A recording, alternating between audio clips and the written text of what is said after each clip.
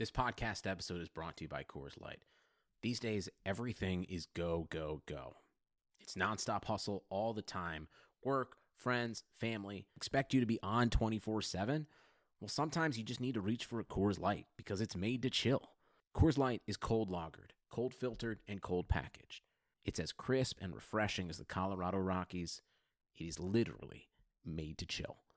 Coors Light is the one I choose when I need to unwind. So when you want to hit reset, reach for the beer that's made to chill. Get Coors Light in the new look delivered straight to your door with Drizzly or Instacart. Celebrate responsibly. Coors Brewing Company, Golden, Colorado. The Timeline is a Blue Wire podcast. Not only should he want out, I think that Devin Booker should arrange to have himself killed. It's just absolutely horrible what this brother has been subjected to. If I'm Devin Booker, I want to get the hell up out of there. Get my man out of Phoenix. It's not good for him. It's not good for his career. I'd like to see Booker on an ascending team. Can he become the leading scorer on a playoff caliber team? You know, that playoff atmosphere is something I want to be a part of. So, I'm going to try to do everything in my power to get there. They are 3-0 in the bubble and causing all kinds of disruption. Booker, this is for the win. Got it! Wow! The Suns beat the Thunder to improve to 6-0. They are the only undefeated team remaining in the bubble. What is this team's potential and how far can they go realistically? Realistically, champions. It's just been an unreal ride. Nobody believed we'd come here and go 8-0 and beat the teams we beat. You get a guy like Devin Booker who's that special, then it's just about how do you put the right pieces around this to get the most out of this dude, and now we're seeing that. Phoenix agreeing to a deal with OKC to get Chris Paul. They now add a veteran star alongside their young core of Devin Booker and DeAndre Ayton. Devin Booker had everything to do with why I came to Phoenix. For the first time since 2010, the Phoenix Suns are headed to the NBA playoffs. Everything we want's on the other side of hard. This is our hard, and we're going to find out who we are.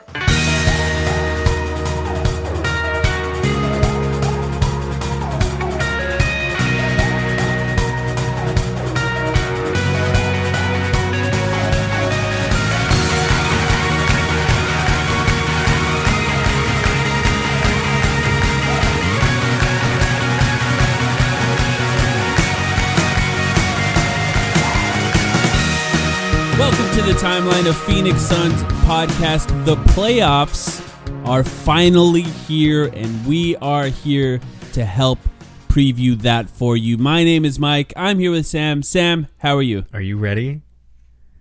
Are you ready, man? So. This is 3 years in the making for us. I mean, it's 10 years in the making for us as Suns fans, but this is it. How fitting is it that the playoff streak or the playoff drought started with the Lakers beating the Suns in the playoffs, and now the team that the Suns are going to play in the playoffs is the Lakers to end that drought. It's just sort of a cap at the beginning. It was kind of destiny the whole time, probably. It is annoyingly poetic to whatever basketball gods up there decided that would be our fate. Fuck you, because I don't want to play this team in the first round. However, this is who we drew, and you know what? We're going to talk about how to beat them because it's definitely possible. Yeah, absolutely. I think it's an interesting matchup for a lot of reasons, and I think there's a lot to talk about with what the Suns could do and what the Lakers could do, and we're going to get into that. But before we do that, I just want to just quickly acknowledge how crazy of a ride that the Phoenix Suns took us on from the bubble until now. The last time the Suns, this is a good way to look at it, the last time the Suns needed to win every single game in order to advance, they did. They won 8-0. That was in the bubble. And that was just insane. I mean, that was as fun as it had gotten for Suns fans at that time. And then James Jones in the offseason makes massive moves and sets up the Suns to have the second best record in the NBA, and now are going into the playoffs. Like, a first-round matchup against the Lakers was always a possibility, but I think if anyone had predicted that at the beginning of the season, the seeds would have been exactly flipped. The Suns would have been the 7th, and the Lakers would have been the 2nd, but instead, here we are. Really insane. An amazing achievement by the Suns and an exciting ride for Suns fans. The thing I keep coming back to, I guess, is how much energy we've spent on defending Devin Booker for 5.5 years. Mm-hmm. And now we get to see it, like there's a lot of people here who Suns fans are super attached to on this roster, but none more so than Booker. And yeah, it's sink or swim time. It's really exciting. It's also really nerve-wracking, and I can't believe that we're 2 days away. We're 2 days away from it starting, and just so you guys know, I've announced this on Twitter, but I don't know if we've said it on the pod yet. We're doing pods after every game, so. Yeah. We're coming to you here on a Thursday night / maybe Friday morning whenever you're listening to this, and we don't usually release in the middle of the week, but we felt we had to because we had to preview this game. It's huge, this series.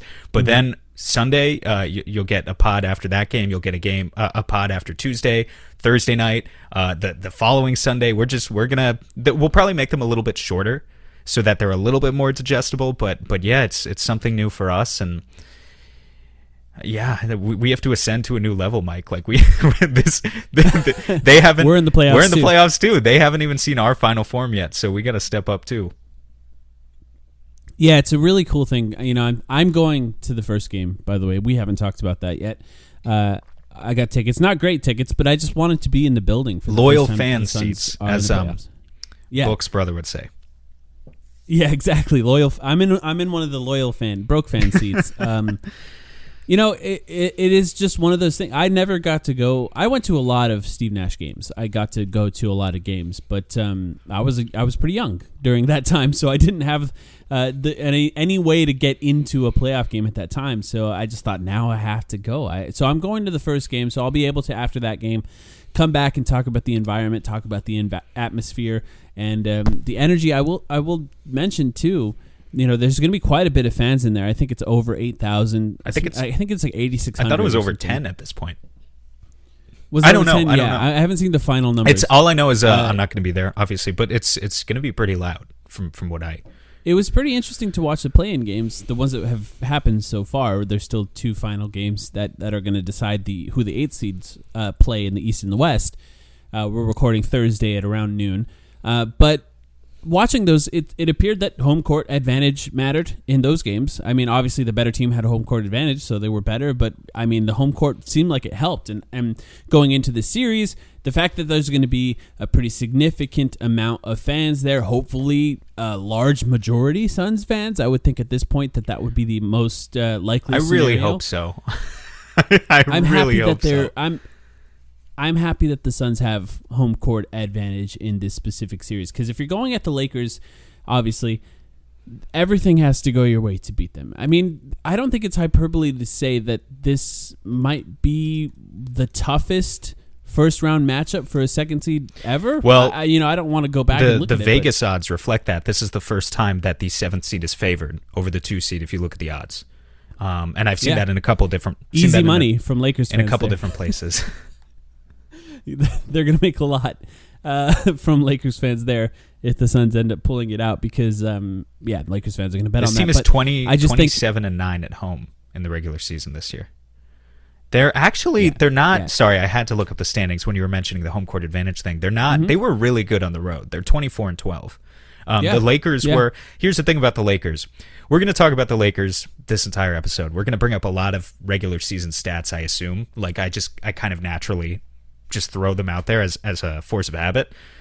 I don't think they really mean anything for this one team, right? Yeah. Like any other team that you're going up against, we all know the regular season is different than the playoffs. Suns fans, we haven't been in the playoffs for a while. We're not stupid. We still know the playoffs is a different beast. Most teams, though, you can take lessons from the regular season and really learn something from the stats. The Lakers are the exception to the rule this year and you can tell with the way that they're being treated, because objectively speaking, you look at the regular season stats, there is no reason that the Lakers should be favored in odds over Phoenix. They're not better at I think they have a better defensive rating technically by like a few spots, but they're not really better at anything. Everything else you look at, they had a worse regular season. But that LeBron guy has made it so that people do not want to bet against him, and I guess for good reason.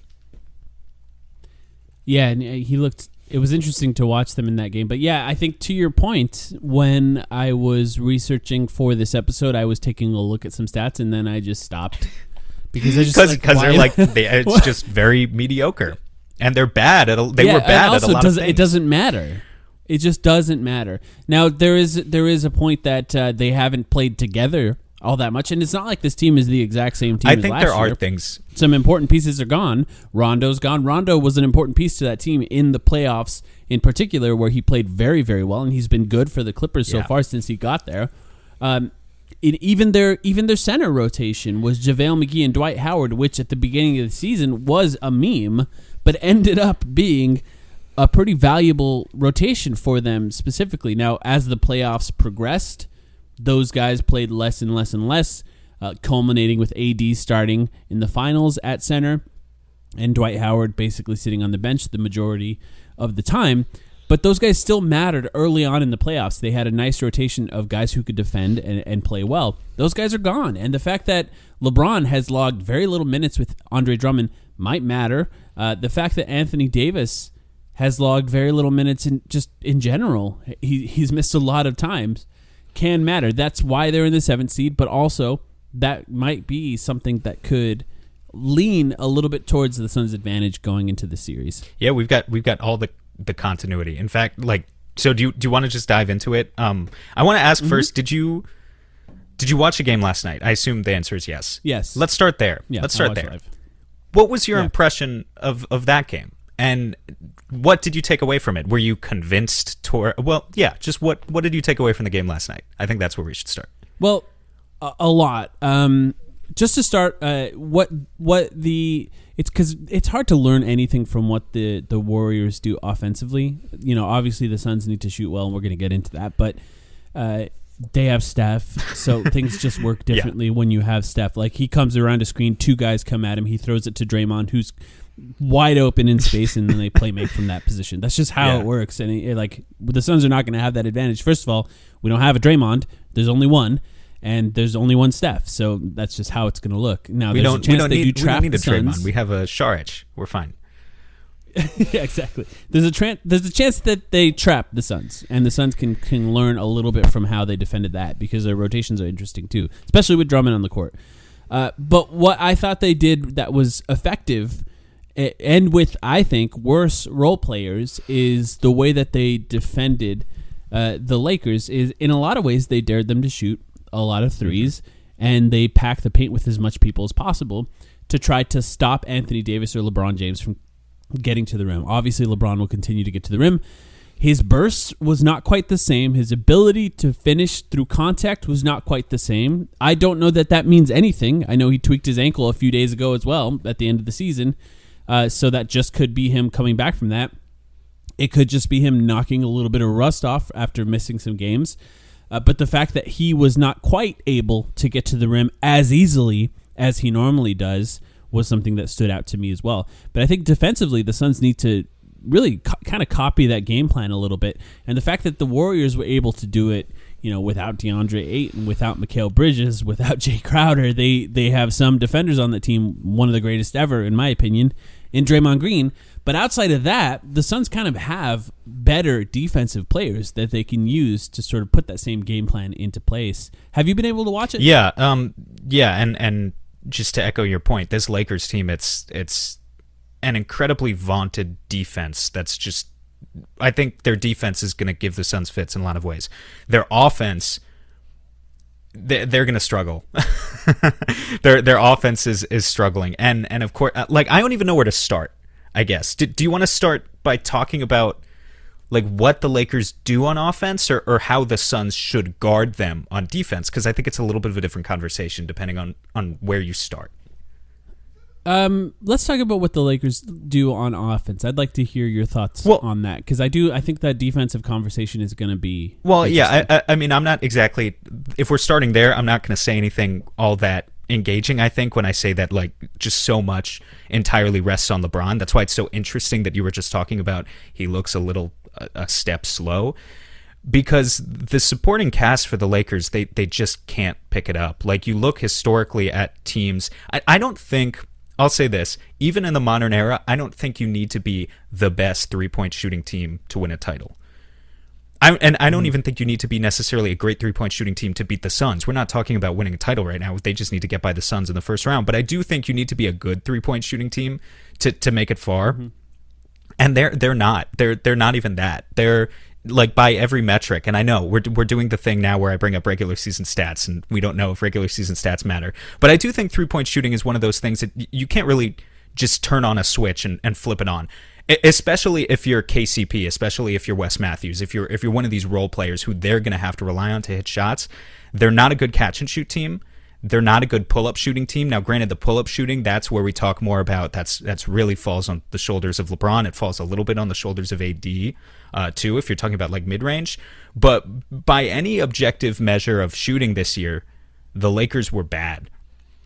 So their offense lives and dies right there with how well they're going to be able to get to the rim. And so that starts to define your strategy of how you're going to limit it. Obviously, you said already, pack the paint and all, but talking specifically about the things we can do, the angles we can give them, it's really right there.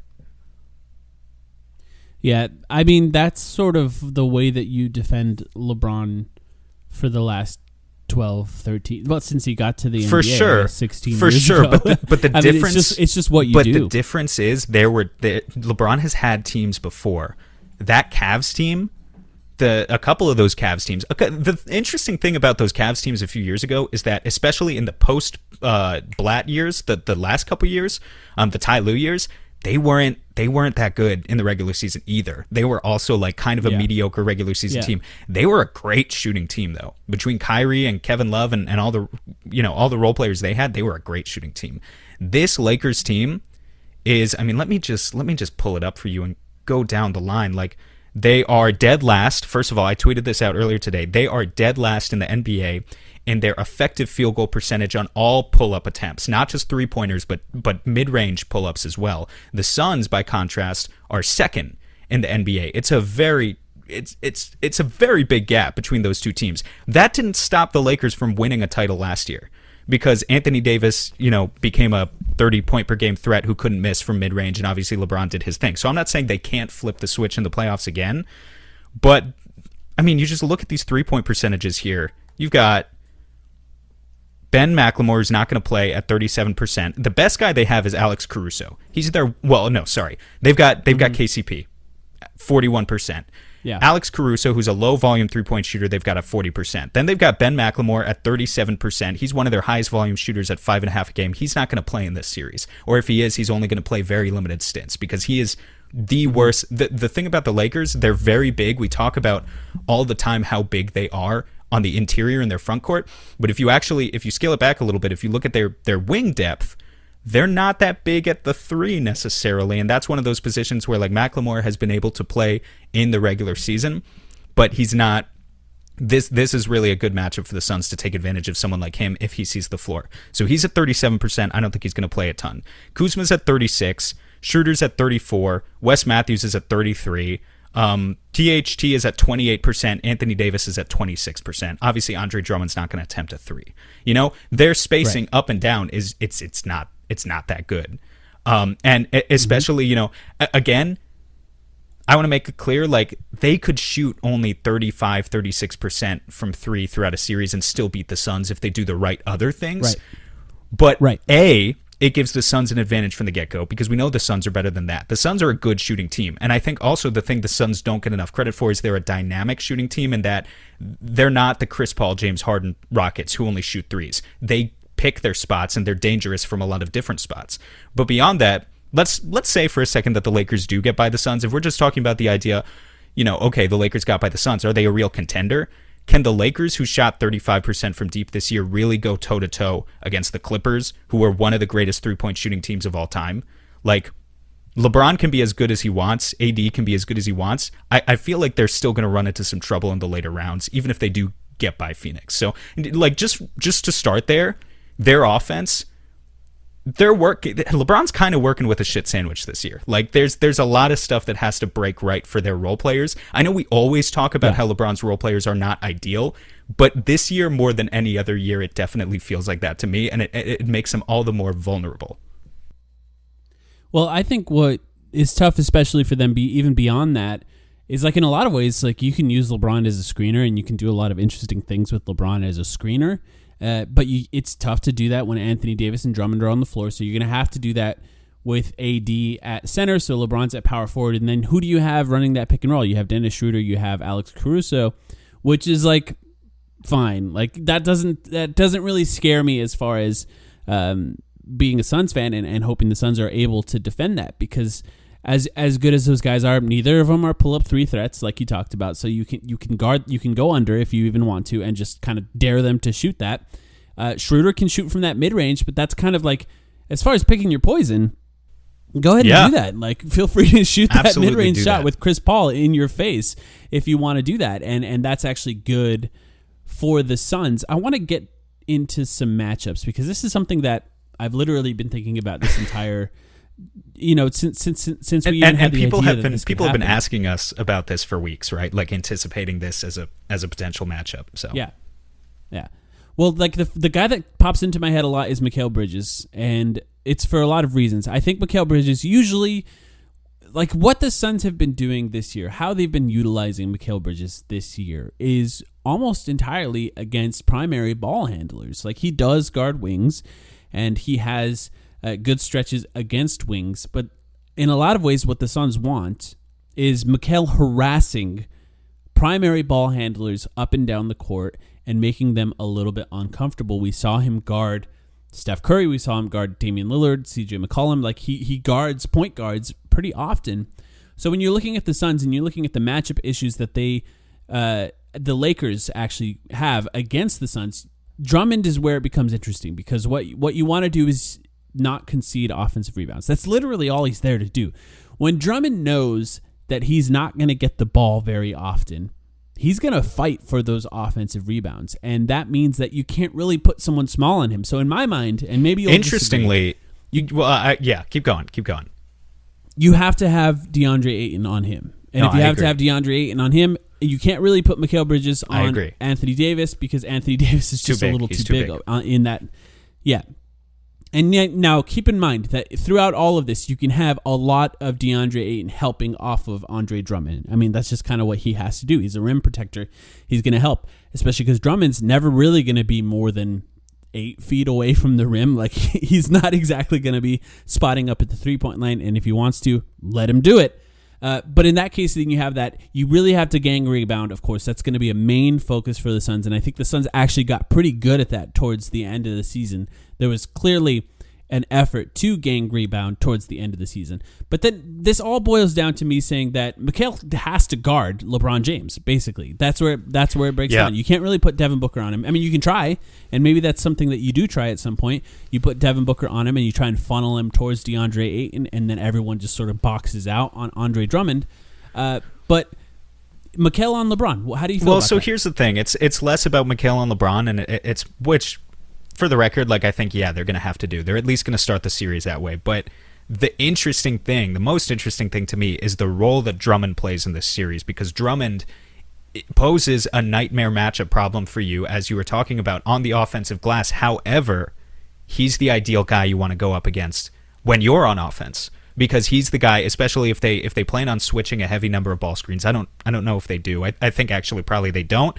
But regardless, if you can switch at all, if you can bait them into switching, that's the guy you can target when you're on offense, and he's going to be the best matchup for your guards to go against, because he just doesn't have the foot mobility. So for the Lakers, it's like I'm almost more scared of them when they go to AD at the 5. I think those are going to be their best lineups, because I think that is going to allow them to achieve their maximum potential on the defensive end. I know we're not talking about the defensive end for them right now, but that's just how it is. To answer your question, I think Drummond is probably going to start at the 5 to begin the series. And yes, it's going to lead to Jay Crowder has to guard Anthony Davis, Mikal Bridges has to guard LeBron James. It's not the ideal matchup for the Suns, but I think it's the best you can do, and I think it's what they're going to do. I think what we can talk about from there is what the pick and roll coverage should be, because I definitely have a lot of ideas about that. Yeah. One thing I will say, I saw Andrew Wiggins block LeBron James yesterday. So if this is if LeBron James's athleticism remains where it's at right now, Mikal Bridges guarding LeBron James is not the worst option. It's a pretty good option, I'd say, in that case.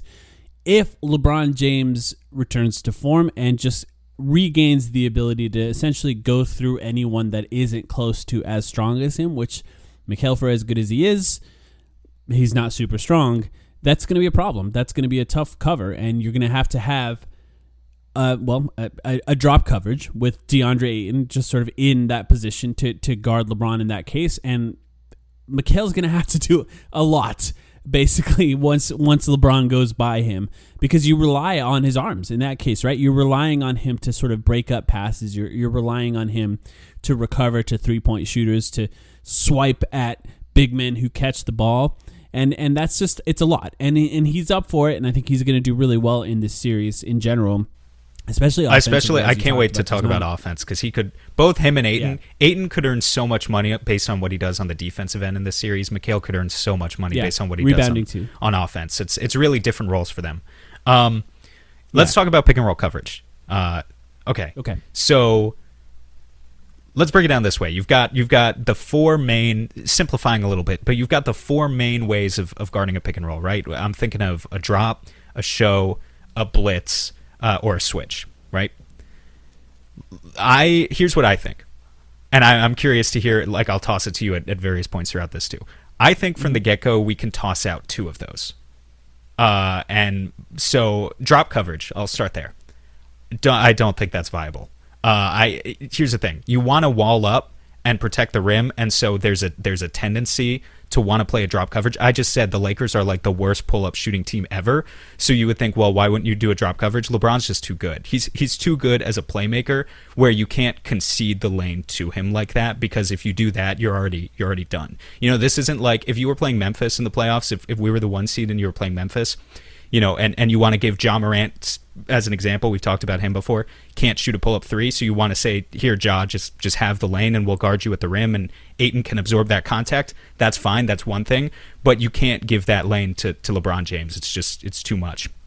He'll be able to abuse it too easily, and he'll get the shots that he wants at the rim all day. It doesn't matter if Ayton or anyone else is there. That's my opinion. What do you think about that first? I don't know. I find that kind of interesting, because in that case, you're kind of, to me, you're picturing the guy who's on, say Mikal is on LeBron, you're picturing him going over the screen in that case, right? Because that's essentially conceding the lane. Because with LeBron, you could go under the screen and just dare him to shoot, and that means Mikal is still in the lane, able to guard. You could, but I think, yes, so if it was a traditional drop coverage, and you have Mikal going over, and then Ayton drops back, but I think you could have him go under. I think there are even better things you can do, though. So you want to show, I'm guessing. That's right? One of them. But the other one I want to throw out right away, you can't blitz. For the same reason that too good of a passer. Teams don't like, when you watch the way that teams guard the Suns, they blitz Devin Booker sometimes because they don't. I mean, honestly, they kind of hedge and trap him more often, but sometimes they blitz him because they don't necessarily trust him as a ball handler, as a passer, to make the right reads. They don't blitz Chris Paul, and the reason they don't do that is because Chris Paul is going to find the right guy immediately. His reactionary or get fouled.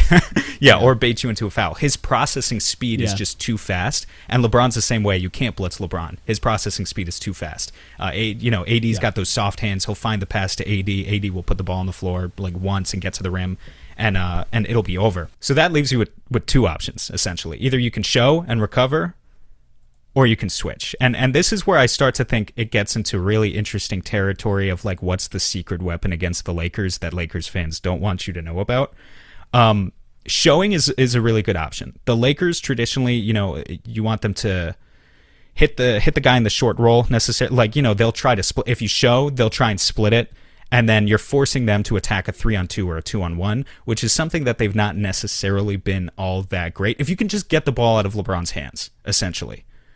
AD is good as a playmaker. I mean, he's solid as a playmaker. He's not tremendous. There are a lot of short. Probably. He's going to shoot. Yeah. There are short role playmakers who are a lot better than AD. And just in general, a lot of the guys on that team, this goes back to what I was talking about at the beginning with, they're not great shooters. They're not great at anything. Like a lot of the supporting guys on that cast, I hate to say it, but like if they have to attack a 2-on-1 or a 3-on-2, as long as you can get the ball out of LeBron's hands in the first place, you live with that.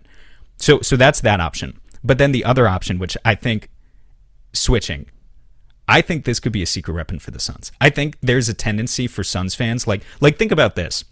We always talk about how we hope that other teams don't switch everything against us because, then it's going to be difficult for the Suns. They're going to have to hit tough ISO shots and, we're not going to be able to do that on offense. It's going to ruin our offensive flow. Well, flip the script and do it to someone else. And specifically, the reason I think this could be so successful against the Lakers is because this is secretly something that scares Lakers fans.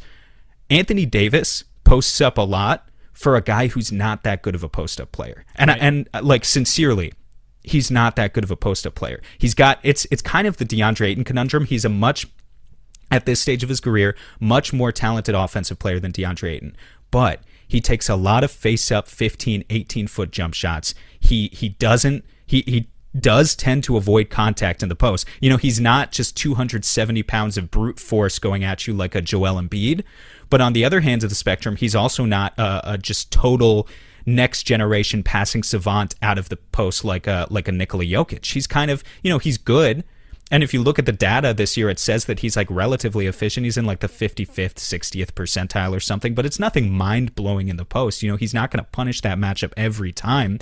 And beyond that, what a lot of teams have been doing is Anthony Davis gets the ball in the post, you go, you send help, double Anthony Davis in the post. Because again, it's all about get the ball out of the superstar's hands and force the role players to adjust, which is something that for the Lakers this year, I've heard our friend Tim, he runs the B-Ball Index and a Blue Wire podcast, also the Lakers Exceptionalism podcast with Blue Wire. He is a Lakers fan, and he has talked about this. The role players on that team, when Anthony Davis gets doubled in the post, they do not make the proper and necessary adjustments to get into the right offensive flow. So why do I want them to switch? Because the more you switch, you might think, I don't want Chris Paul to be matched up against Anthony Davis in the post, when actually that might be exactly what you want. You want to bait them into the comfort of giving Anthony Davis those posts up. As soon as he does, throw hard help at him, get a second man over there, make the right, proper, necessary rotations, and you might be able to throw them off in a way that I think is kind of underrated. I think either that or showing is going to be the way to go against this team. Well, I'll tell you this just from my first reaction to that. I think that switching is better than showing, only because I think you rely a lot on Ayton, I should say, recovering. And when you're relying a lot on Ayton recovering, I think that's where you run into maybe one or two decisions too many in that case. And the Suns don't show a lot. Like, they don't play that style of defense a lot. And Agreed. Yeah, they tend to do that when like guards are screening for guards, which is going to happen more in playoffs. In fairness, I watch the Suns more than any other team, obviously, but I kind of think every team runs a lot of drop in the regular season just because they can, and then kind of gets rid of it in the playoffs. So I kind of feel like we're not the only ones. I don't know specifically if the Lakers have this problem, but when you say the Suns don't show a lot, we're not the only ones with that problem. Right. I think there are going to be a lot of teams that are going to have to sort of figure it out with schemes that they're not super comfortable with in the next week or so. Yeah. The only time I've really seen the Suns do it a lot is when guards are screening for guards. Like, the Suns will show on guards and run back because, like, Kawhi Leonard, for example, in the Clippers game was having Rondo screen for him and then trying to get Cam Payne or Chris Paul essentially on Kawhi, and the Suns would just show and retreat back to keep Mikal Bridges on Kawhi. And that's really the only time that I've seen them do anything like that. Now, can they do it? Maybe. Like, here's the thing: is I trust a lot of the other guys to do that have been in the NBA longer than DeAndre Ayton. It's not really his fault. It's just until we've seen DeAndre Ayton do that well, it's tough for me to believe that that's something that's just going to be in his arsenal automatically going forward. So that's going to be interesting to see, because at first thought, switching is probably going to be the right thing to do. Let's take a quick break and let's come back and we'll continue this conversation. We're going to have to talk about offense at some point too. We'll be right back. The economy is made up of real people doing real stuff, and it affects everything, which you obviously know since you're a real person doing real stuff. Marketplace is here to help you get smart about everything beyond the what of the day's business and economic news. We dig into the how and the why with the real people driving our economy. From big tech and interest rates to small businesses and what's happening at the Fed, Marketplace breaks it all down so you don't have to. Listen to Marketplace wherever you get your podcasts. Sugar Ray Leonard, Roberto Duran, Marvelous Marvin Hagler, and Thomas Hearns. Legends, whose four-way rivalry defined one of the greatest eras in boxing history.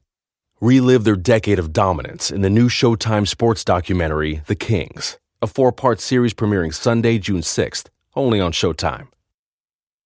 All right, so we talked about how some options, I think, for the Suns to defend the Lakers, and I think that's going to be pretty interesting because I think you've made some good points there. I just want to quickly point out, I think that a drop coverage kind of works against the Lakers in ways that maybe you don't. So you're right that I think ultimately in a lot of cases, switching matters a lot in the playoffs, and I think the Suns will use a lot of switching. I just think that DeAndre Ayton's gotten fairly good at that specific style of drop coverage that works against teams that don't hit a lot of jump shots. Now, something something we didn't talk about too. In fact, it's a stat that you have brought up a few times, and I wonder if you have it here. Anthony Davis's shooting last year in their run to the finals was like it was way better than it normally had been. And that's the thing. Like Anthony Davis, you look at his regular season runs for the past several years, has been not that good of a mid-range shooter, like 36%. Is around where he runs in the regular season. You're happy to have him take that shot. But then in the playoffs last year, he ballooned up over 50%. And so it makes you think, was that an aberration? Or does he really have that other mode in him? You know, the playoffs is an entirely different game. The logical part of me wants to say, well, we've got a sample size here of, statistics, yada, yada, yada, several hundred shots that says he shouldn't be this good of a shooter. But it unfortunately in the playoffs it doesn't always work like that. There's kind of there is an like not a clutch gene exactly, but you know what I mean. Like when you're playing with LeBron, he finds a way to get the absolute best stuff out of you. And that's why I've invested a lot of energy into researching the role players on the Lakers and just kind of thinking to myself, wow, these guys sort of suck. But also, once it's the playoffs, they know that it's an entirely new game. It's an entirely new challenge for them. They are on a mission to get LeBron his 5th ring.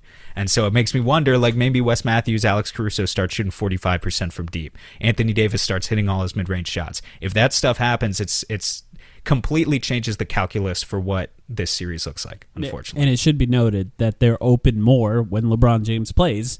So the shots are going to be more open when he's on the floor. Hopefully. Can I just say quickly though about the drop coverage thing that you were saying? Yeah. Because I know this scares you, and I wonder if you've thought about it. Aren't you worried that if you concede that lane to LeBron and Mikal, say he goes under, but he can't cut him off in time anyway? Aren't you worried about the officiating? Like if you've got a lot of contact, if you've got a lot of contact for two reasons. One, you don't want DA to get in foul trouble because he's all you've got. But also just the Lakers are going to get more of those calls than the Suns in this series. So you want to limit their rim attempts where you can. And so I feel like a drop coverage, you're just saying, here, take it. And that's not what I want to do. Yeah, that's a really good point. I just don't know that you can completely game plan for that, because that's going to happen no matter what. So, yeah, but that is a good point because the more shots you take in that sort of restricted area, the more likely you are to get fouled. And if they're giving that to them, then they're going to get more free throws. I guess I just trust the duo of Mikal Bridges and DeAndre Ayton at this point. Look, it's LeBron James. Like, I'm not going to say that they're going to do anything to completely shut him down. I just think that they have gotten pretty good at that. Their chemistry in that style of pick and roll defense has gotten good enough that it worries me a little bit to try and debut something like some sort of hedging on defense because look, we said this at the beginning of the year, and I still think it's the case. The best possible scenario for most teams is that they're putting DeAndre Ayton in a situation to make a lot of decisions on offense and on defense. And the Suns, opposite of that, want to put him in a scenario where he knows exactly what he should be doing on every single possession. And that's, in a lot of cases, that's going to be the drop defense. Look, I think he's still good at switching, and I think the switching could work. Yeah. But I'm just worried about that. And it's possible that they do that, and it's something that they've worked on a ton behind the scenes, and that he's going to be fully prepared for it. And maybe it will go well. I have some concerns, I guess, when I think about it. So that's just what I'm worried about. We should talk about offense, though, because I don't want to make this 2 hours long. The Lakers have a really good defense. And look, LeBron James was very good at defense throughout the year before he was injured as well. So the defense was good without him, and I think it gets even better when he's on the court and he's defending as well. So the Suns are going to have a challenge really trying to score on that defense throughout this time. Now, their defense against the Lakers is going to matter a lot, as it does in the playoffs. Defense matters a lot. But I think they're going to have a lot of challenges scoring on this Lakers team, don't you think? Yeah, I mean, this defense, they're legit. They're legit. Just between Anthony Davis's rim protection, between LeBron's kind of weak side help when he helps and recovers on plays, but also just the perimeter force of some of these guys. I was watching, Caruso chase Curry around screens yesterday. He's really good. KCP can get up in your face. Wes Matthews can get up in your face. They've got a lot of pieces that make for a top 5 defense. And so, yeah, that's going to be tough. I think your saving grace, as I kind of hinted at before, is you hope that Frank Vogel plays Drummond as much as possible. Yeah. Because I really think that's your best chance. And I really think the nightmare scenario for you is he decides, okay, we're going to give you 36 minutes a game of Anthony Davis at the 5. And that's where it becomes very difficult, and they start switching everything. And could give someone like Chris Paul or Devin Booker fits. I don't know. There's the idea of them switching is kind of an interesting thing to me, because if you can get Anthony Davis all the way out there on the perimeter, it's not the worst scenario. Like of course he's good at chasing you to the rim and defending the shot, but you also have the likelihood of drawing fouls in that scenario. Chris Paul loves when people switch on him. Obviously, he's going to take a lot of jump shots with any big that guards him, including Anthony Davis. They're switching.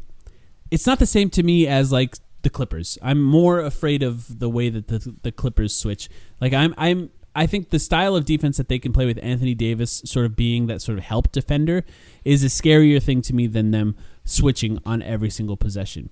Now, what the Suns should do, if they start with Drummond, which I think they will, because Anthony Davis wants to play with the center, and they moved mountains to get Anthony Davis on their team, so they're going to probably start with Drummond, is just try to attack that as much as possible up front. Because if you're attacking that as much as possible up front, you're getting Drummond into space. And if you can load up the weak side with whoever Anthony Davis is guarding and try to attack Drummond on the strong side with the ball, so Anthony Davis is not quite in help position, he's in rebounding position, but not quite in help position, then you can potentially, get him in foul trouble, get to the rim relatively easy because you're forcing Drummond out into space, get those mid-range shots off where there is sort of a soft spot in the defense in that general area. And then at that point, you could get Drummond off the floor, and then you can get DeAndre Ayton on Anthony Davis, Jay Crowder on LeBron James, and Mikal Bridges in more of a ball-pestering help defense position because of how unique they are in that their main ball handler is a 3 or a 4 in that scenario. Or even Montrez too. If he comes into the game, he's not like Vogel has gone away from Gasol. So Gasol is actually the guy. He's obviously not athletic at this stage in his career, but he's the guy who I'd be worried about Vogel like falling back in love with and realizing, oh, this guy's actually really defensively solid. He can be our backup to Drummond. I think he would give the Suns a lot more issues than Trez, for instance. Yeah, that's a good point. I think what the Suns need to do offensively, and this is really, really, really important, and it should be clear at this point, is play 0.5 offense. Now, and look, I think that's something like, what's that again? Can you explain it to me? Yes, it's making a decision very fast. And Monty calls it playing with pace. And when Monty says playing with pace, he's not referring to playing in transition. What he's referring to is making quick decisions with the ball. And I think the Suns did get away from that a little bit towards the end of the season, in that if they got a mismatch, they would back it up and they would try to attack that mismatch. Now, Chris Paul should always be allowed to do that. Devin Booker, in some cases, should also be allowed to do that, especially if it's Wes Matthews. In my opinion, he tends to he's good against Wes Matthews.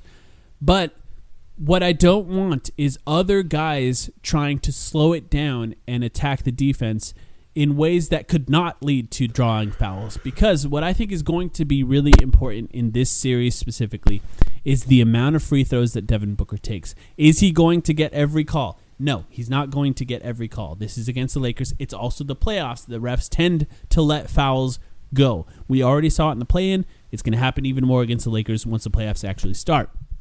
But can Devin Booker get Anthony Davis off of his feet and jump into him? Yeah. This might be the last season ever that you're allowed to just jump into defenders when they're midair and get free throws out of it. This because they're planning on changing it at the end of the season.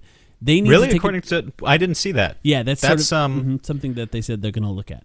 That's great news. I really hope they do, because that sucks. Yeah. I hate it when our guys do it. I hate it when other teams do it. Yeah, but right now it's a tool that you got to use. Sure, right now do it. Yeah, it's a tool that you have to use. Chris Paul's going to do his 5 rip-throughs a game, and he's, you got to do what you got to do. Yeah, Chris Paul plays. You got to give Chris Paul some space, otherwise, if you put a hand on him, he's going to get a foul from it. But yeah, I think it's going to be important for Devin Booker to attack with the proper pace. That means catching it and going, or catching it and shooting, or catching it and passing.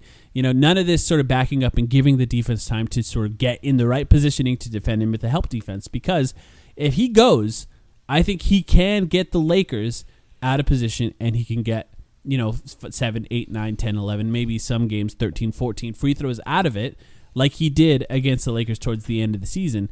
With everyone back, including DeAndre Ayton, that's a nice recipe, I think, to score the right amount of points to beat this team. Yeah, he's going to have to, because I can tell you right now, LeBron's going to be getting his 12, 13, 14 free throws on the other end. So you'd like to match it in any way you can. I do feel like you don't want Mikal Bridges, I guess, just to dispute what you were saying a little bit. You don't want Mikal Bridges to slow the pace down and, attack mismatches exactly. Like you don't want him to be a focal point of the offense, but I think you do want to give him the freedom. Like, if they're really pressuring Booker around the screen and he has to throw a quick pass out to Mikal Bridges, and Mikal Bridges has a small on him, there are going to be certain opportunities in the series where Mikal is going to be a guy who I think can feast.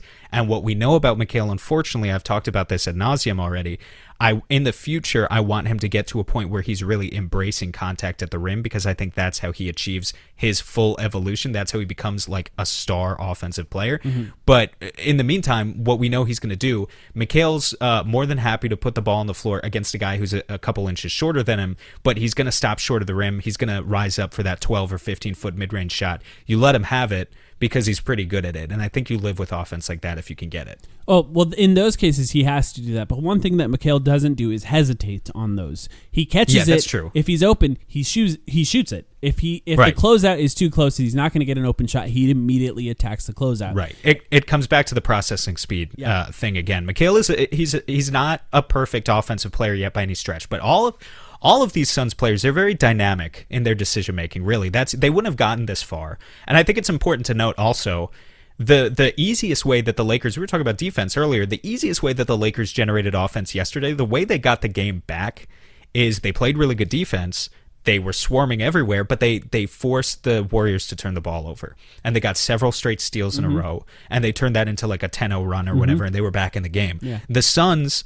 I'm not saying that the Suns won't be bothered by additional ball pressure, but in general, what we know about the Suns, like, they're one of the only teams I've ever seen that will routinely have games of 30-plus assists to like 4 turnovers. Yeah. Like, this team does that all the time. They have one of the best assist-turnover ratios of the past 20 years of any NBA team.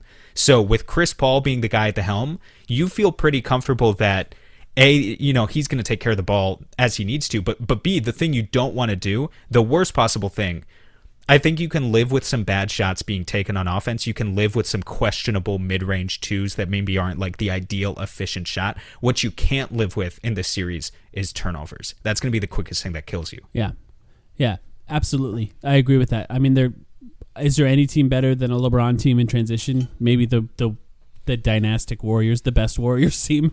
That's the only one that I can really think of. Actually, the Jazz are pretty good at it this year too. But with that, it's going to be, there's different tactics, because we talked about what I think they should do when Drummond's on the court. They should try to find ways to make Drummond defend you, essentially, and force him into the decision-making position that teams are likely going to force DeAndre Ayton into. That's kind of how you play defense, right? You make the big try and defend in space.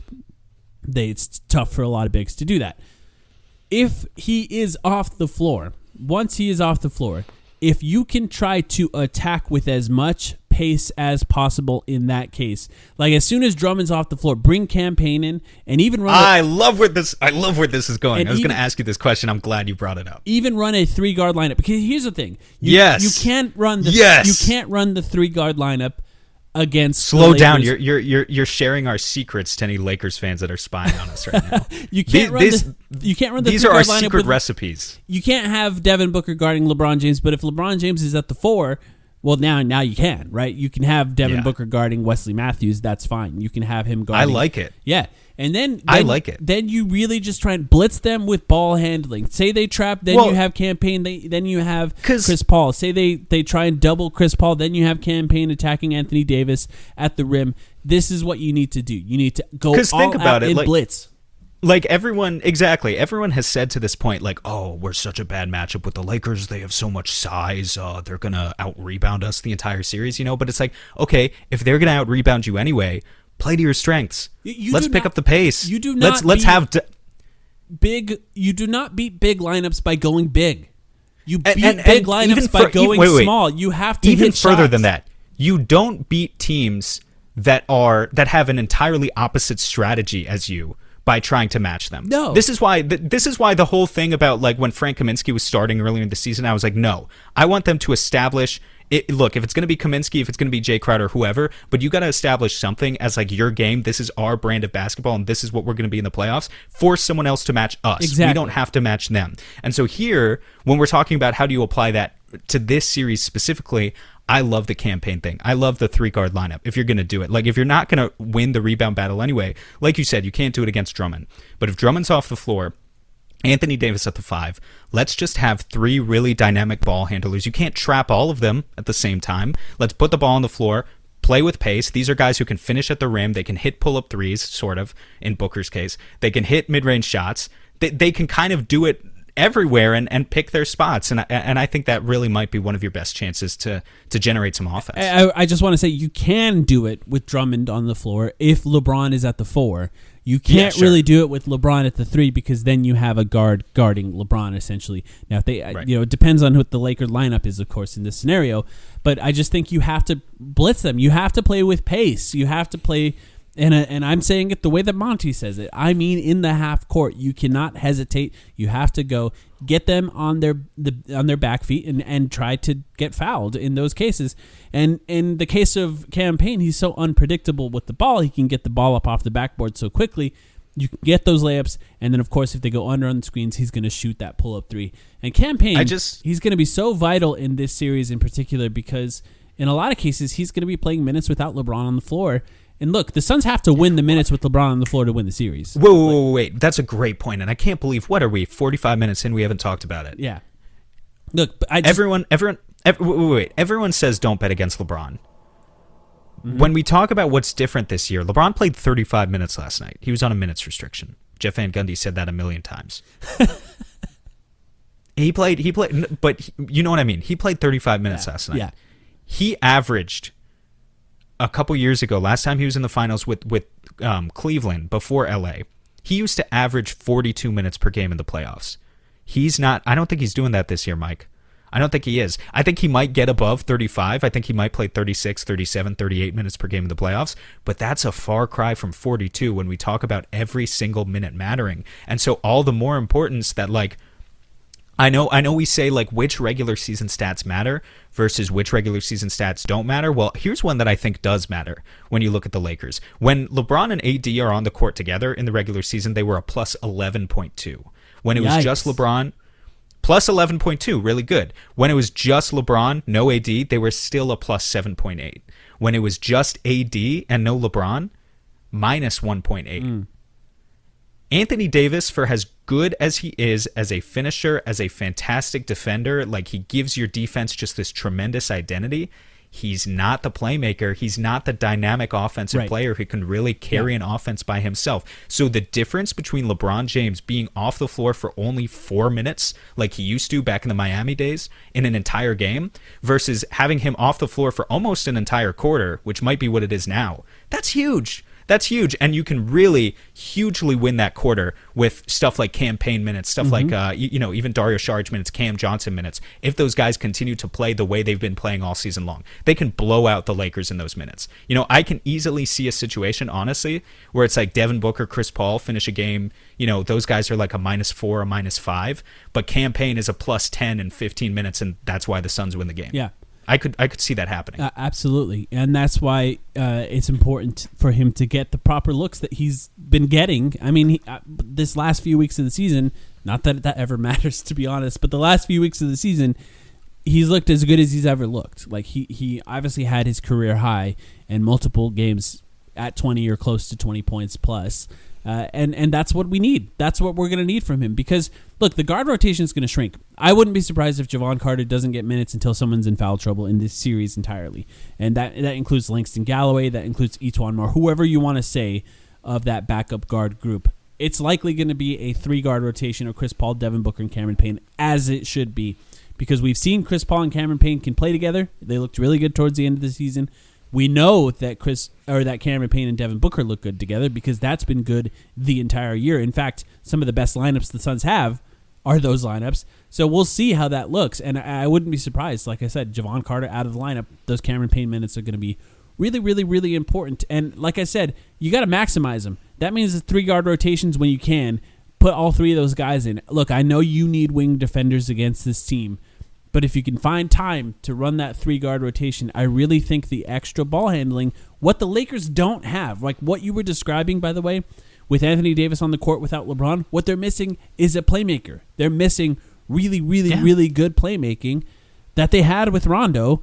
Right, even a Rondo over Schroeder would have helped in that situation. Exactly. You're absolutely right. Yes, Schroeder just does not have the decision-making skills of a LeBron James. Nobody has that. Maybe Chris Paul. And, or even Rondo, who's one of those genius level playmakers as well. So, I mean, even if LeBron does get up to 40 minutes a game, the prospect of those other 8 minutes being like, I'm going up against Alex Caruso, Schroeder in the backcourt, and then there's just, even with Anthony Davis, there's no way a lineup like that can scare me. It just can't. Yeah. Yeah. By the way, I know it's late in the podcast to mention this, but Monty Williams did say that DeAndre Ayton, Jay Crowder, Cameron Johnson are all going to play. The plan is for them to be healthy and ready to play by game 1, which should matter because, as we talked about in our last episode with Kellen Olson, Cameron Johnson was in a cast. Like, we were already trying to make plans if for some reason he couldn't play. So we'll see. I never really doubted the DeAndre Ayton thing. It just didn't. No injury was visible, so I think he's going to play as well. But those minutes are going to matter as well. We didn't even talk about Jay Crowder, how important Jay Crowder is going to be in this series as well. I mean, that should have been part of the defensive conversation earlier. But even his 3-point shooting, because here's the other part. The Suns have to hit shots. Like, they have to make threes to beat this team. You always do. Yes, you always do. But specifically when the other team is not a great 3-point shooting team, you have to win that battle because they're going to get more free throws, right? They might get more points in the paint. You can still beat that if you make more threes than them. The Suns have to win that 3-point battle in this game. And that means open shots from guys like Jay Crowder, Cameron Johnson, Mikal Bridges, obviously, need to go in. It's something I actually saw Darius Bazley say, interestingly enough. He talked about SGA, Shai Gilgeous-Alexander. He said that when you play with Shai, you know your role. You know exactly what your role is going to be, and something like that is powerful. And I was thinking about it as you talked about Mikal Bridges and how he knows exactly what to do when he catches the ball. Just how important those superstars are in doing what they need to do. Look, we didn't even talk about it. Chris Paul's got to come out firing in a way that he normally doesn't. That means attacking that Drummond mismatch from the beginning of the game if he can. Shooting shots if he has to. Look, if they're going to double and pass, but take those shots early if you have to. Devin Booker, we started the podcast talking about it. This is his test. This is his first test. We saw what he did in the bubble when everything was sort of on the line. The entire season was on the line, and he was great. But now he's got another chance to prove it. And what he does and how good he is the absolute ceiling of this team on offense. DeAndre Ayton defense, Mikal Bridges defense, Devin Booker offense. That's how you reach the ceiling of this team. And what he does is going to be interesting. We talked about drawing fouls. That's going to be important. The mid-range shot has to fall. Taking the threes when he has them. That's got to happen. Most importantly, get to the rim. Get to the rim because they're going to foul him if he gets there in a lot of cases. What do you think? I hope we got it in us. Like, not just Booker. I hope everyone rises to the occasion. Because if they can pull this off, it's going to take everyone. If they can pull this off, dude, send LeBron. Just think about it. You be the first team to send LeBron James home in the first round in 2 decades. Just let that sit. That's amazing. It'd be amazing. The punch to LeBron's legacy that Chris Paul can not single-handedly, it's going to take the whole team. But just the prospect of it is so exciting. But, and not to mention the fact that it's like, if you can beat LA, the amount of confidence you go into in a second-round series against Denver or Portland, no offense to either of those teams, they're good teams, but like if you beat LA, you're going in with a lot of confidence against Denver or Portland. How cool is it that Chris Paul and LeBron James are playing in the playoffs against each other, by the way? This late in their career, it's the first time they ever matched up against each other. And by the way, Chris Paul is not exactly new to a difficult first-round matchup. Possibly the greatest first-round series of all time was the Clippers versus the Spurs that Chris Paul ended with a game-winning layup. Last season as well, he took, with the Oklahoma City Thunder, who are nowhere near as good as the Suns this year, he took the Houston Rockets with James Harden to a 7-game series, and then they lost in 7.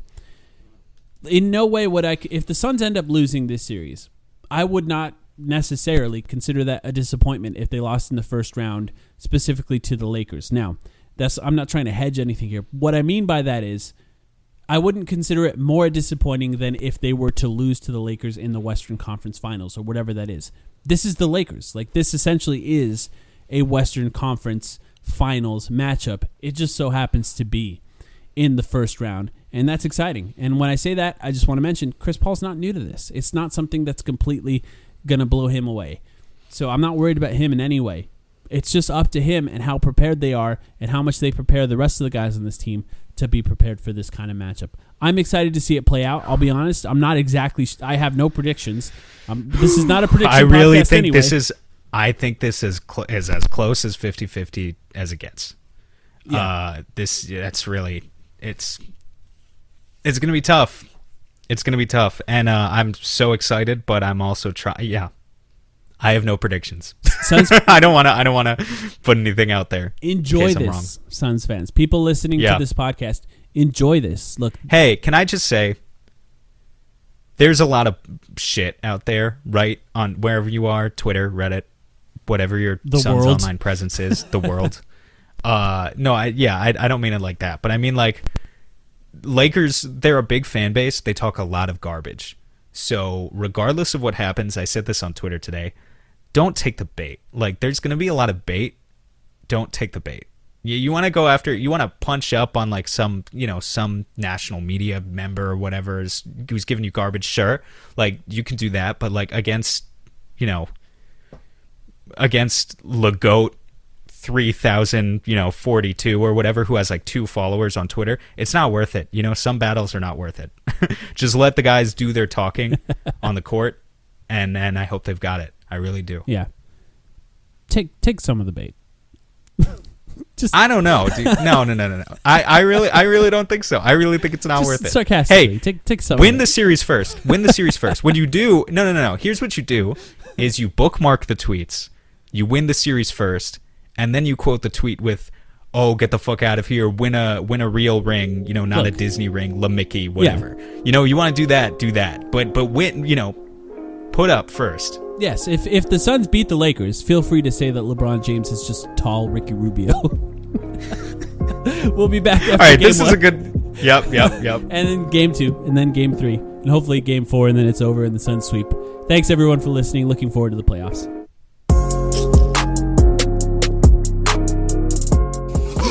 Man, laugh now, but one day I'll play in the NBA. Be drafted first. Okay, 13. But then I'll go on to drop 70 for the Suns. This boy crazy. Crazy? I'll take them to their first title, making this a world sensation. The first black president's gonna want it. Black president now? Heck, you'll want it. Kevin, you'll need to hit at least 80 for me to want that haircut. Keep dreaming.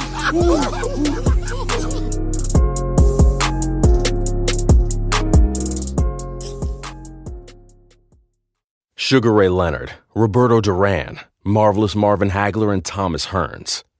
Legends, whose 4-way rivalry defined one of the greatest eras in boxing history. Relive their decade of dominance in the new Showtime sports documentary, The Kings, a 4-part series premiering Sunday, June 6th, only on Showtime.